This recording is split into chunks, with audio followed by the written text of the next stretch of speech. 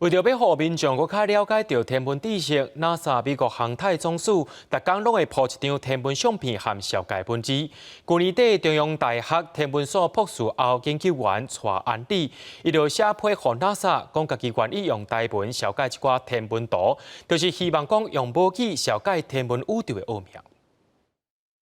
Touchdown confirmed. Perseverance safely on the surface of Mars, ready to begin seeking the sands of past life.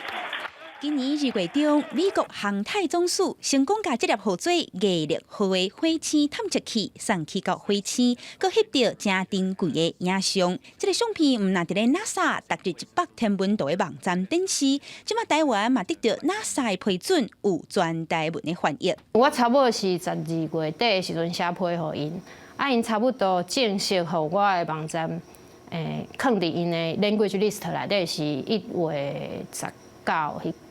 螺旋是啥物物件？我就开始找螺旋、光雷，吼，伊甲我讲光雷，所以我就讲好，安尼 spiral galaxy 我甲换做光雷啊星系。华语讲的螺旋星系、光雷啊星系、螺旋手臂、光雷啊手骨、老鹰星云、马丘星云，也佮有蓝调对星、那是龙星。蔡安丽博士爱天文嘛爱武语，对2020年底开始翻天文图到今，已经翻超过60篇。逐日都咧想讲，安怎甲天文的专有名词翻甲袂有精彩，佮挖进伊的原文。